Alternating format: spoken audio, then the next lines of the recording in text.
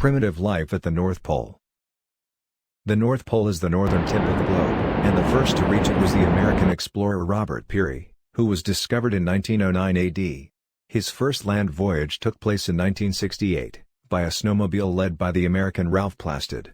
One of the closest regions to the North Pole is Greenland, which is the largest island in the world, and it is an independent country in Denmark, in addition to the Canadian territory of Nunavut, and the North Pole is considered warm compared to the South Pole, where the sun is above the horizon in the summer and below the horizon in the winter, and therefore the appearance of the sun lasts 24 hours in the summer, that is, sunlight continues to shine throughout the day.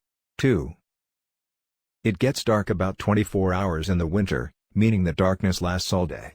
The sun rises once on the March equinox, and sunset also occurs once on the September equinox, due to the fact that the Earth rotates on a tilted axis as it revolves around the sun, and longitude lines are used to calculate time at the North Pole, as it is they meet in it, and this is what makes scientists use any time zone they want to calculate the time. For example, when the sun is directly at the top, the time is considered noon, and the latitude is 90 degrees north. The North Pole is the farthest point of the Earth in the North region, and it is the point where the Earth's surface intersects with its axis, and is considered the area of longitude. The thickness of the snow in that area is about 2 to 3 meters. 2. Scientists believe that over time, the position of the North Pole changes slightly, because it intersects with the Earth's slightly tilted axis, changing about 30 feet every 7 years.